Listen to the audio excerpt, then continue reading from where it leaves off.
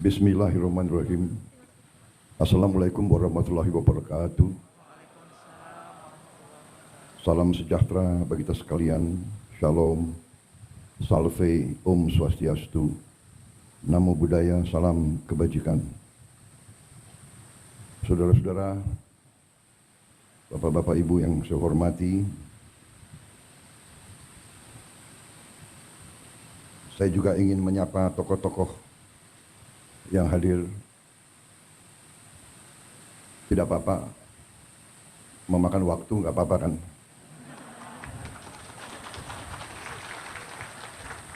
Panitia Pak, saya dibatasi nggak di sini? Yang saya hormati, saya banggakan Wakil Presiden Republik Indonesia ke-10 dan ke-12, Bapak Haji Muhammad Yusuf Kalla, beserta Ibu Mufidah Yusuf Kalla.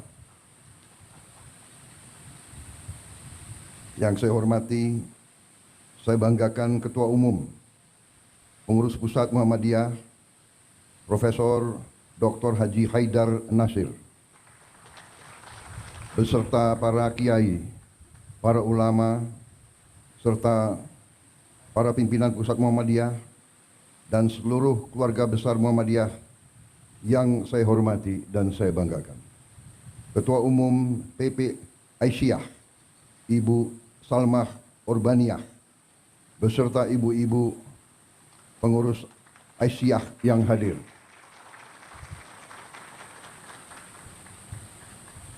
Profesor Dr. Muhajir Effendi, Ketua PP Muhammadiyah periode ini nggak disebut nih tahunnya itu. Pak Teddy ini menghadap saya habis ini. Ketua Umum PP Muhammadiyah 2005-2015 Bapak Din Samsudin yang saya hormati. Kok agak ngumpet di belakang itu? Pak Din itu kawan saya waktu masih muda. Sekarang agak muda. Ketua Dewan Perwakilan Daerah Republik Indonesia, Bapak Sultan Najamuddin, para menteri dan wakil menteri Kabinet Merah Putih, tadi sudah disebut banyak sekali, tapi nggak apa-apalah disebut sekali lagi. Menko Bidang Pangan Dr. Zulkifli Hasan, Menteri Pendidikan Dasar dan Menengah, yang juga kebetulan Sekretaris Umum PP Muhammadiyah, Profesor Dr. Abdul Muti, Menteri Pertahanan, Letnan Jenderal TNI Purnawirawan Safri Samsudin, Menteri Perdagangan Saudara Budi Santoso, Menteri Desa dan Pembangunan Daerah Tertinggal Saudara Yandri Susanto, Menteri Kehutanan Saudara Raja Juli Antoni, PhD, Menteri Kelautan Perikanan Saudara Sakti Wahyu Trenggono, Menteri Lingkungan Hidup Saudara Hanif Faisal Nurofik, Panglima TNI Jenderal TNI Agus Subianto, Kepala Kepolisian Republik Indonesia Jenderal Polisi Listio Sigit Prabowo. Jadi kalau Kapolri dan Panglima TNI nama terakhirnya itu Prabowo Subianto.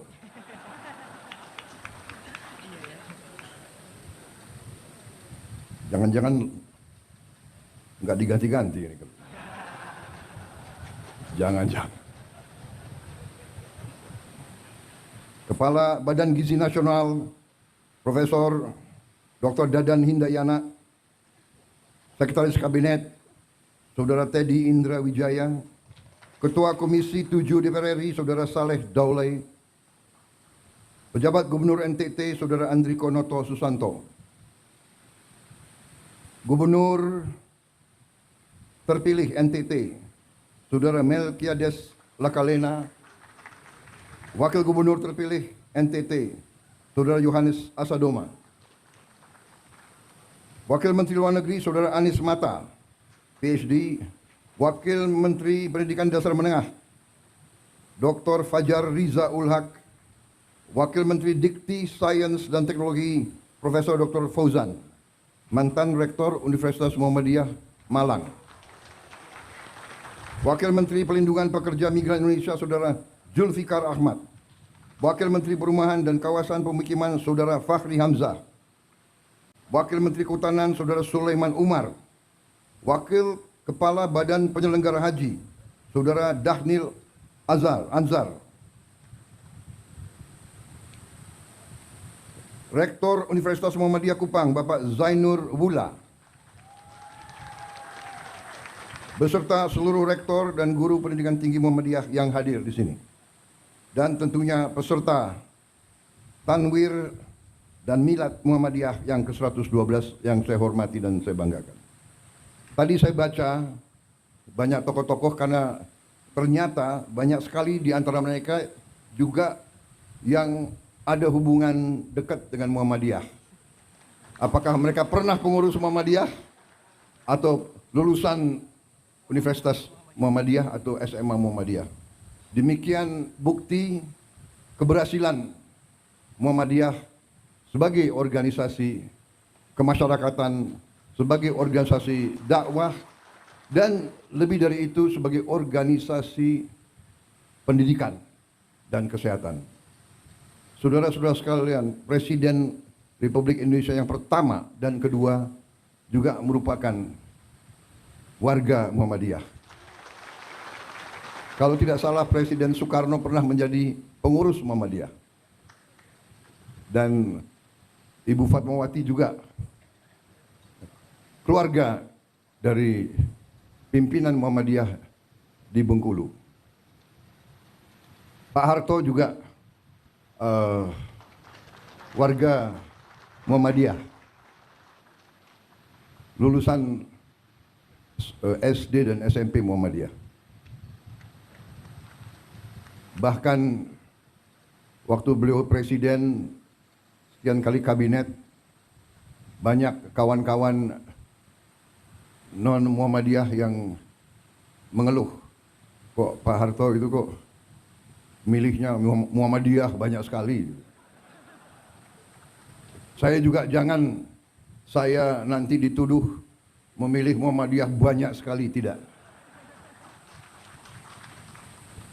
Karena mungkin karena keberhasilan Muhammadiyah mendidik, membesarkan kader-kader sehingga Muhammadiyah ada di mana-mana itu.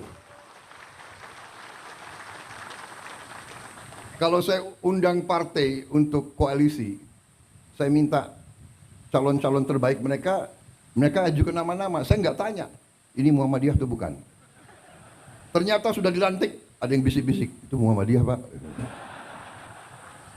Hari ini saya hitung, ini Muhammadiyahnya. Saya juga baru tahu Budiman Sujatmiko ini alumni SMA Muhammadiyah Yogyakarta. Memang Muhammadiyah ada di mana-mana ya. Ada yang di kiri, ada yang di kanan, ada yang di tengah. Pak Jeffrey Giovanni Muhammadiyah juga rupanya. Sponsor. Jadi ini Ketua Umum Muhammadiyah kreatif selalu. Mengundang tokoh dan pejabat dan diumumkan baru saja groundbreaking rumah sakit. Waduh, ini PR lagi untuk aku. Tapi kita mendukung. Karena memang pendidikan dan kesehatan adalah kunci kebangkitan suatu bangsa. Jadi memang peran Muhammadiyah saya kira sangat tepat. Muhammadiyah kalau tidak salah hitungan terakhir memiliki 167 perguruan tinggi, 126 rumah sakit, 231 klinik, 5.345 sekolah dan madrasah, 440 pesantren, dan jaringan organisasi yang luas di dalam dan di luar negeri. Dan baru saja kalau tidak salah Muhammadiyah telah membeli suatu gedung di Spanyol, di Cordoba atau di mana? Madrid, di Madrid. Dan sedang dirubah menjadi masjid yang besar. Kalau tidak salah ini luar biasa. Muhammadiyah luar biasa. Jadi tentunya kami juga di TNI tidak pernah lupa bahwa Panglima Besar TNI yang pertama adalah seorang kepala sekolah SMA Muhammadiyah Purwokerto. Berarti pengaruh Muhammadiyah juga selain dakwah, tapi juga menanamkan patriotisme, semangat cinta tanah air, dan melahirkan pemimpin-pemimpin yang luar biasa. Terus terang saja, Jenderal Besar Sudirman bukan lulusan Akademi Militer. Beliau tidak pernah ikut sesko dimanapun, tapi berhasil memimpin perang kemerdekaan dan menang. Dan kalau kita lihat ucapan-ucapan, perintah-perintah beliau, pidato-pidato beliau, kalau kita lihat sampai hari ini pun adalah ungkapan dan pemikiran seorang pemimpin militer yang tidak kalah dengan pemimpin militer terhebat di dunia sepanjang sejarah. Artinya, walaupun beliau mungkin dianggap hanya seorang kepala sekolah SMA, tetapi pasti beliau mendalami, membaca, belajar secara otodidak, sehingga beliau mampu untuk memimpin sebuah perjuangan kemerdekaan. Saudara-saudara sekalian, menjadi pemimpin dalam kancah krisis perang itu masalah hidup dan mati. Kalau kalah, mati atau dipermalukan atau dijajah. Kita tidak menghendaki perang. Saya mantan jenderal. Saya mengerti dan saya paham apa itu pertempuran. Perang destruktif. Ibarat pohon butuh 20 tahun untuk tumbuh, hanya 15 menit untuk tumbangkan. Negara, masyarakat, desa pun, provinsi pun, kota butuh ratusan tahun untuk berdiri dan berkembang. Hancur dalam beberapa menit, hancur dalam beberapa saat. Karena saya mengerti itu, saya terus berjuang, terus memimpin dengan mengajak, mari kita belajar dari sejarah, mari kita waspada, mari kita galang persatuan, mari kita hindari perpecahan, mari kita hindari konflik. Saudara-saudara, ini situasi yang kita hadapi. Di tengah saya diundang di acara ini, saya ingin mengatakan bukan pengurus Muhammadiyah yang harus terima kasih saya hadir. Saya yang terima kasih, karena saya merasa tidak hanya kehormatan, tapi saya merasa penting bagi saya untuk bisa bicara kepada tokoh-tokoh Muhammadiyah kepada para guru, kepada para ustadz, kepada para ulama. Ustadz, guru, ulama adalah pendidik bangsa, adalah panutan rakyat, panutan masyarakat. Sekali lagi saya katakan, apa yang kita lihat hari ini, situasi dunia mengajarkan kita, pabrik-pabrik kita tidak dirusak. Saudara-saudara sekalian, televisi, kita buka YouTube, kita lihat apa yang terjadi di hampir setiap negara, apalagi negara Muslim. Lihat, jangan percaya Prabowo. Lihat apa yang terjadi di Gaza. Lihat anak-anak tidak berdosa. Angka terakhir diperkirakan 5.000 anak di bawah umur 1 tahun mati terkubur. Ribuan lagi kita tidak tahu. Belum anak di atas 1 tahun, belum orang tua, belum ibu-ibu. Libanon, jutaan warga Libanon mengungsi, hilang rumah. Tapi Barat, saudara-saudara sekalian,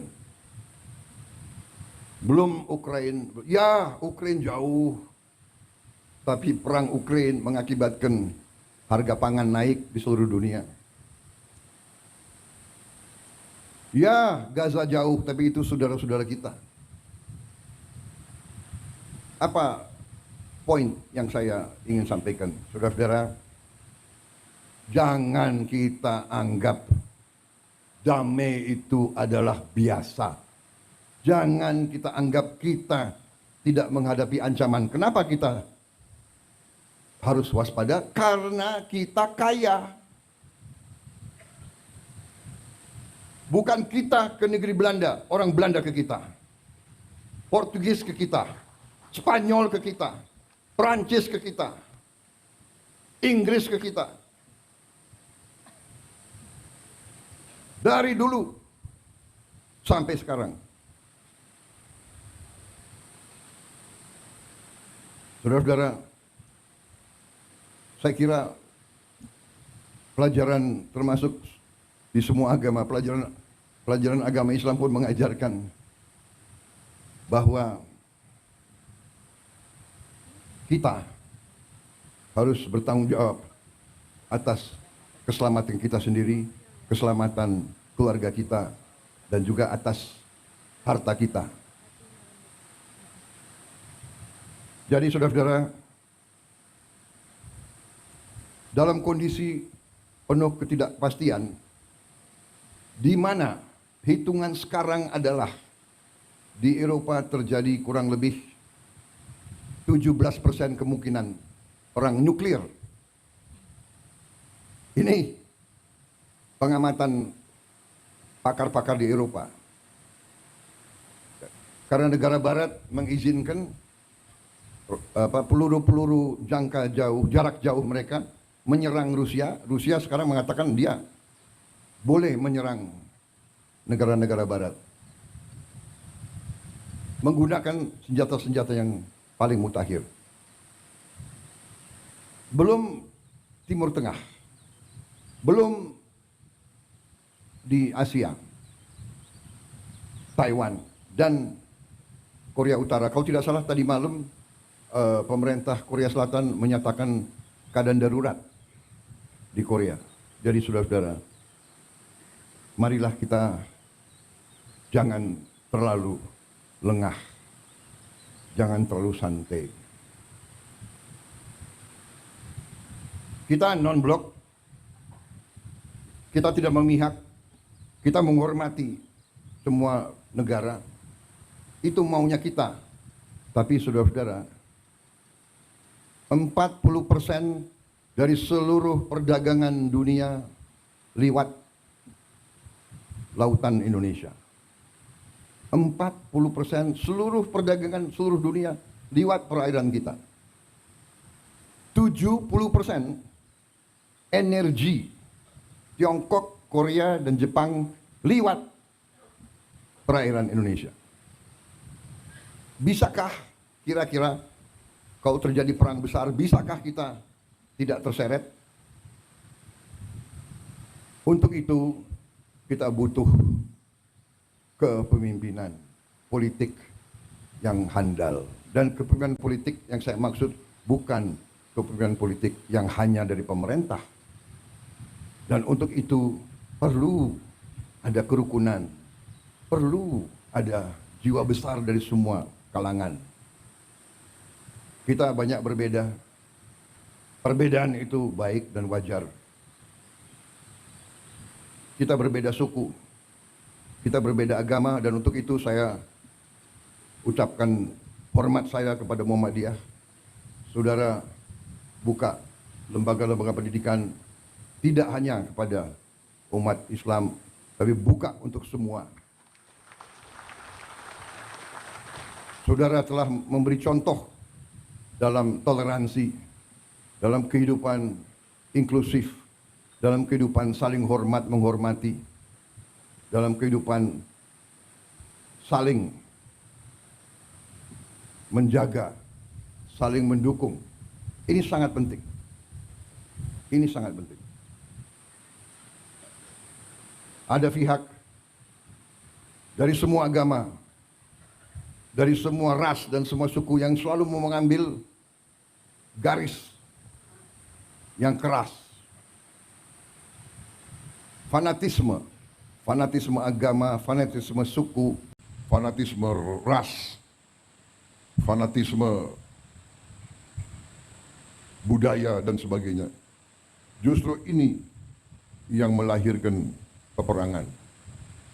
Saudara-saudara, karena itu apa yang saudara telah melaksanakan adalah sesuatu yang sangat-sangat berharga bagi kita semua. Milad ke-112 tentunya saya atas nama pemerintah dan atas nama pribadi menyampaikan selamat dan harapan ke depan Muhammadiyah akan terus dalam peranannya di bidang dakwah, kesehatan, pendidikan. Melahirkan kemakmuran untuk semua adalah sangat tepat. Karena kemakmuran adalah tujuan kita. Tapi tidak ada kemakmuran tanpa keadilan. Saudara sekalian, saya terkesan suatu pemerintahan, suatu imperium, suatu peradaban Muslim yang cukup lama, hampir 600 tahun lebih, mendekati lebih mungkin 700 tahun, yaitu peradaban Osmaniyah yang berpusat di Turki, di Istanbul. Itu salah satu adik kuasa pada saatnya yang sangat berhasil. Ciri khasnya adalah dia memimpin suatu kekaisaran imperium yang multi etnis, yang toleran kepada semua agama, semua suku, ratusan suku yang berbeda-beda. Dan di situ ada sesuatu yang menarik bagi saya.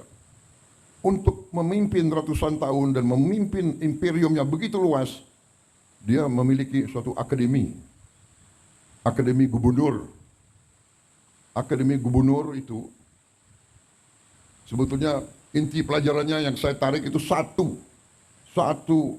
paragraf yang bagi saya menarik. Dia ajarkan ke semua calon gubernur. Jadi bupati-bupati yang disiapkan jadi gubernur masuk ke akademi ini, dan pelajarannya sangat banyak tentunya, tapi ada satu yang sangat sederhana. Diajarkan di situ, tidak ada negara tanpa tentara yang kuat. Karena ada kecenderungan pelajaran-pelajaran liberal seolah-olah mau dipisahkan antara sipil dan tentara.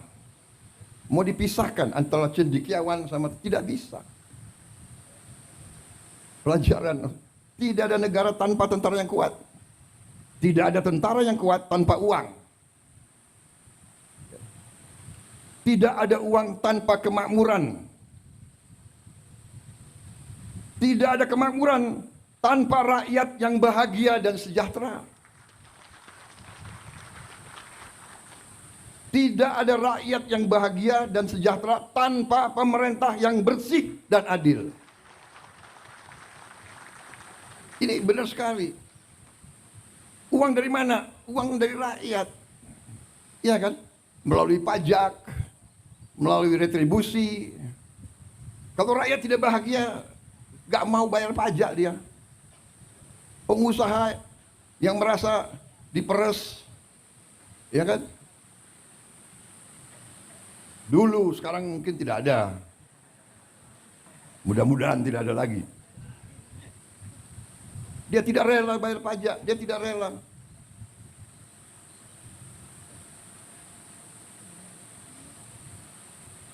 Jadi, artinya dari pelajaran itu, kenapa tentara, dan ini tentunya dalam tentara berarti tentara, polisi, pemerintah ini harus kuat dan baik.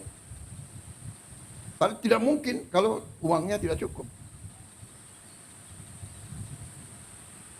Uang tidak cukup, ya dia bisa bertindak. Kita diajarkan oleh senior-senior kita. Tentara yang tidak disiplin sangat berbahaya. Gerombolan.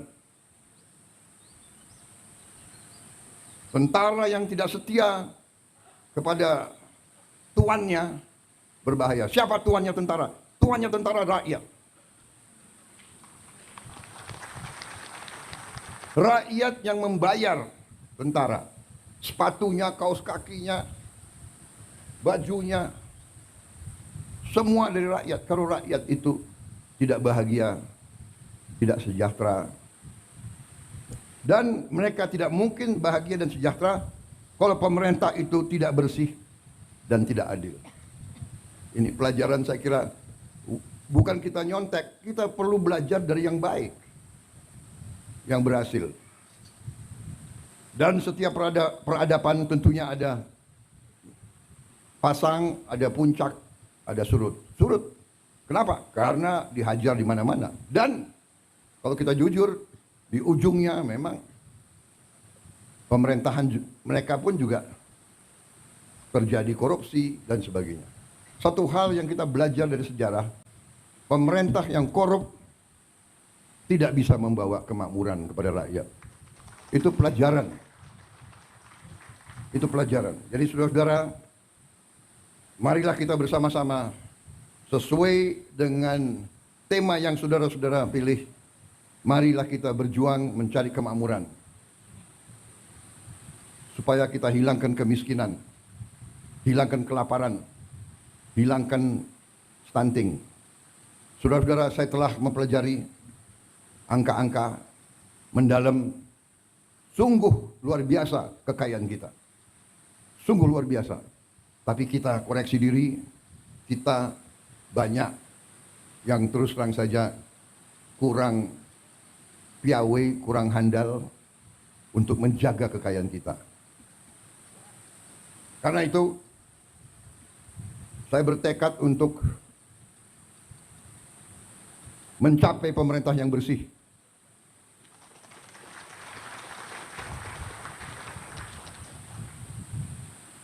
Dan ini tidak gampang. Ini sangat sulit. Bahkan saya tahu, saya ditertawakan, saya diejek. Tapi saya sudah biasa diejek. Mana mungkin menghilangkan kemiskinan? Mana mungkin menghilangkan korupsi di menghilangkan Indonesia? kelaparan? Apa? Mana mungkin menghilangkan kemiskinan? Mana mungkin menghilangkan kelaparan? Apa? Mau kasih makan bergizi? Hahaha, ketawa. Di awal mereka tertawakan saya dan saya tahu mereka mengancam saya. Saya tahu saya diancam. Nanti harga saham, harga indeks saham akan turun. Di hari-hari pertama saya luncurkan gagasan makanan bergizi, sudah muncul. Saya mengerti, saya ini cukup lama jadi orang Indonesia. Saya mengerti. Saya mengerti. Ada ancaman terbuka, ada ancaman halus. Ada senjata yang terbuka, senapan, meriam, ya itu. Tapi sebelumnya ada senjata-senjata lain. Senjata psikologis, adu domba, fitnah, hoax. Ada ancaman terhadap ekonomi. Saudara-saudara, Pak, karena gagasan makan bergizi, harga saham indeks turun. Saya jawab ke mereka itu, saya kasih tahu ya, biar saya nggak punya saham, saya bilang. Dan rakyat di desa-desa tidak punya saham. Benar.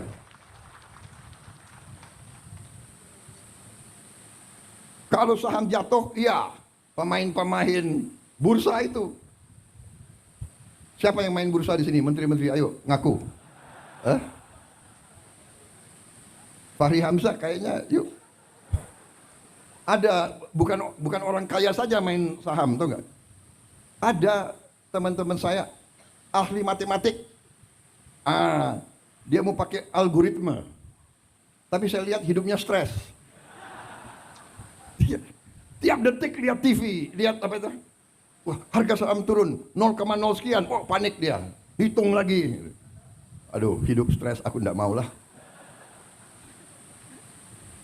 Dan saya kasih tahu juga, main-main saham itu kalau orang kecil ya pasti kalah. Itu untuk orang kecil itu biasanya sama dengan judi itu. Yang menang yang bandar, yang besar, yang kuat, ya kan? Ini Pak Trenggono itu mantuk-mantuk. Jangan-jangan Pak Trenggono punya algoritma. Dia itu. Ada ahli matematik yang saking pinternya dia berani ke kasino. Hitung. Main apa? Roulette itu. Pakai algoritma itu, Cok. Tapi enggak serius, saudara-saudara. Kemudian ada yang mau ancam mata uang kita. Ada juga mau ancam. Saudara-saudara, ternyata bernegara itu, keyakinan saya, dasarnya adalah beberapa hal yang fundamental. Yang pertama adalah kemampuan bangsa itu menghasilkan pangan. Karena itu kita hormati apa yang dilakukan oleh pemerintah sebelum saya. Semua pemerintah sebelum kita. Dari Presiden Soekarno selanjutnya punya jasa sampai kita berada di sini. Yuk kita hormati pemerintah Pak Jokowi. Saya bukan membela orang. Terus terang aja. Untuk apa sekarang saya, apa itu istilah tentara, ngolor, menjilat, ya kan? Bukan saya bela-bela Pak Jokowi karena person, tidak. Saya mau katakan apa adanya.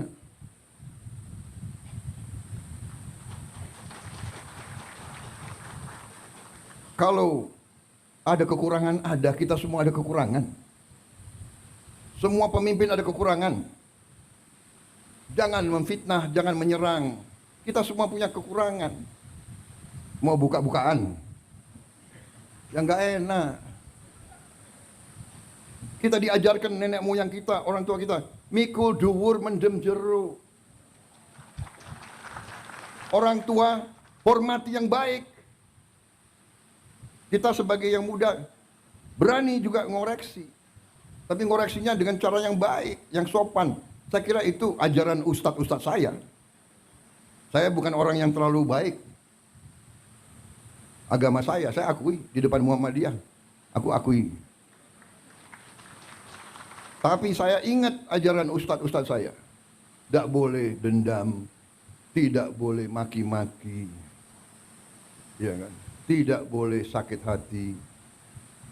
Tidak boleh benci. Tuhan aja memaafkan kok. Manusia meneruskan permusuhan. Saya ini dikalahkan oleh Pak Jokowi. Dan menteri-menteri saya banyak yang ikut mengalahkan saya. Benar ya? Ayo ngaku tuh, ngaku. Siapa bendaharanya Pak Jokowi? Itu Trenggono itu. Ayo ngaku ini. Ini banyak ini menteri-menteri saya itu. Tapi sudah ini kan perbedaan itu biasa, persaingan itu biasa. Biasa sudahlah. Tapi sesudah itu, ayo kerjasama, ayo. Nyatanya saya tahu ini. Dalangnya Trenggono ini. Tapi jadi wakil saya di Kementerian Pertahanan. Akhirnya saya dibilang, oh Prabowo pakai banyak orangnya Jokowi. Tidak, bukan orangnya Jokowi. Saya pakai orang merah putih. Saya pakai anak Indonesia. Iya kan? Saya ada juga yang Menko Polkam saya juga kan bukan orang Gerindra.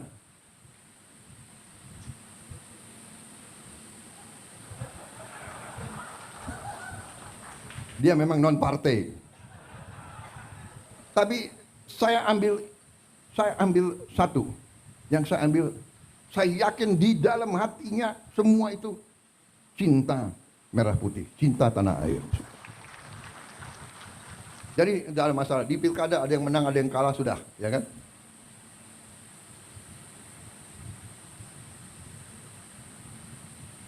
PKS dukung Anies, nggak ada masalah. Gerindra wakilnya PKS di Sumatera Barat, ya kan? Tidak ada masalah. Banyak saya Gerindra wakilnya PDIP di Jawa Tengah, di mana? Sudah, nggak ada masalah. Jangan kita perbedaan pendapat bagi saya harus kita sikapi dengan kearifan. Dan kalau ada kesalahan, kita koreksi. Kita koreksi, kita perbaiki. Saudara-saudara, saya percaya dan yakin, saya optimis, tapi kita harus waspada. Karena kita sangat kaya. Kita menguasai mineral-mineral yang sangat strategis yang dibutuhkan oleh banyak negara. Karena itu beberapa rencana kita hilirisasi tidak berkenan di banyak negara. Tapi kita tidak ada pilihan. Masa ratusan tahun kita harus jual kekayaan kita sebagai bahan mentah. Kita tidak mau. Kita mau karunia Tuhan itu boleh dibeli dengan harga yang benar, supaya kita punya nilai tambah bisa dipakai untuk mensejahterakan rakyat kita. Jadi kita harus siap menghadapi. Mungkin ada yang mau dikte kita, harus ini, harus itu. Kamu nggak boleh dekat sama dia, kamu dekat sama saya. Kita dekat sama semua. Saudara-saudara, saya kira itu inti yang ingin saya sampaikan. Terima kasih Pak Haidar membaca buku saya. Karena di Indonesia banyak buku ditaruh di pajangan aja itu. Terima kasih, tapi itu saya kira adalah hal-hal yang mendasar. Dan sebagai kesimpulan, ternyata setelah saya keliling ke luar negeri, hadir KTT APEC, hadir KTT G20, tema di G20, tema di APEC, terutama di G20, temanya apa? Tema utamanya apa? Hilangkan kemiskinan, hilangkan kelaparan. Fight hunger and fight poverty. Itu tema dunia sekarang. Kemudian ke arah menjaga lingkungan hidup kita. Kita nanti berada di garis depan. Saya katakan Indonesia mungkin satu-satu negara, mungkin dengan Brazil dan Kongo, kita diberi karunia oleh Tuhan, kita akan mampu. Semua bahan bakar kita green, semua bahan bakar kita dari tanaman. Dan kita akan swasembada energi. Dan kita akan swasembada pangan. Dalam waktu yang lebih singkat daripada yang saya perkirakan. Saya beri target 4 sampai 5 tahun. Ternyata bisa lebih cepat. Dan saya percaya dan saya yakin NTT tadi kita robah dari hanya laporan gubernur hanya 300.000 hektar yang sekarang bisa diairi, potensi 4 juta hektar. Luar biasa. Dan ini bisa dan ini akan kita kerjakan. Saya percaya manusia, apalagi pemimpin, harus berani punya tujuan, harus berani punya sasaran yang tinggi. Jangan sasaran yang rendah. Saya diejek lagi, Prabowo bisa aja dia ngomong mau pertumbuhan 8%. Saudara-saudara, saya selalu mengutip Bung Karno. Bung Karno mengajarkan dari dulu, gantungkan cita-citamu setinggi langit.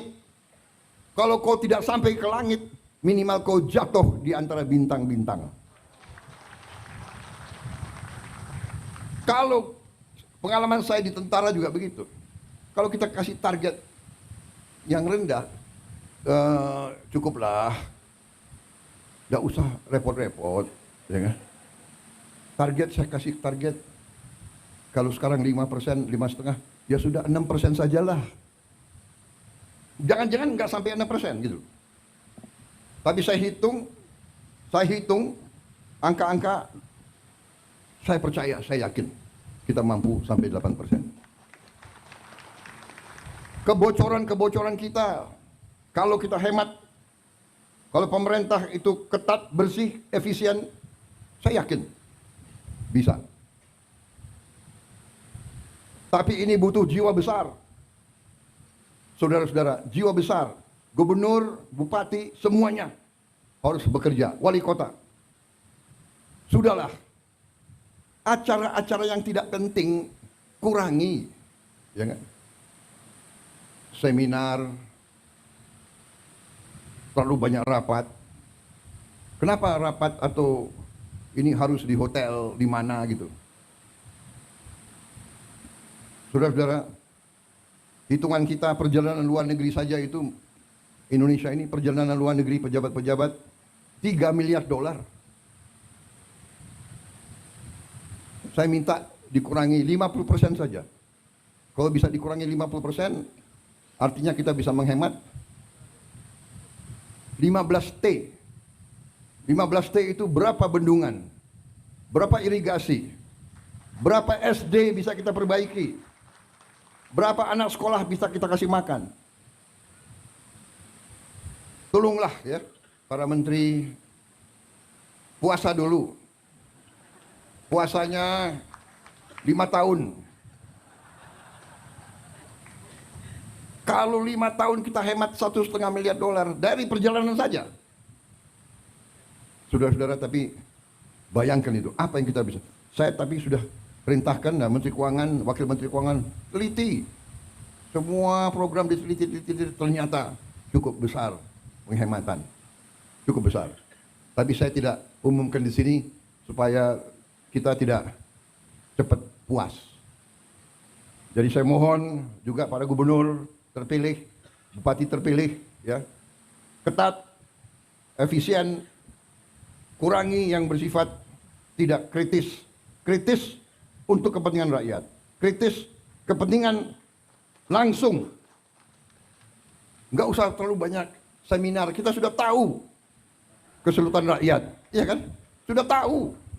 Bapak, masalah Indonesia ini adalah ini. Sudah tahu. Kita ini tidak punya satu data. Datanya banyak. Saya tahu. Banyak peraturan undang-undang bertabrakan. Saya tahu. Solusinya bagaimana? Ya. Menteri Perumahan Rakyat. Di sini diwakili wakil menteri, ya kan? Rakyat miskin, rakyat muda yang masih muda butuh rumah. yang terjangkau. Nggak usah diseminarkan berapa jumlah rumah, tipe berapa. Dia butuh segera. Kalau sudah berdiri minimal 3 juta rumah, Fahri Hamzah boleh senyum-senyum. Sekarang jangan senyum dulu kau. Terima kasih saudara-saudara. Sekali lagi selamat. Terima kasih semua tokoh Muhammadiyah. Mari kita bersama-sama dengan semua komponen lain, semua organisasi lain. Banyak perbedaan, tapi carilah titik-titik persamaan untuk bangsa dan negara. Terima kasih. Selamat Milad ke-112 kepada Muhammadiyah. Berbaktilah terus kepada bangsa, rakyat, umat. Teruskan apa yang sudah saudara-saudara laksanakan dan saudara-saudara buktikan. Wassalamualaikum warahmatullahi wabarakatuh. Salam salve, Om Swastiastu, Nama Budaya, salam kebajikan.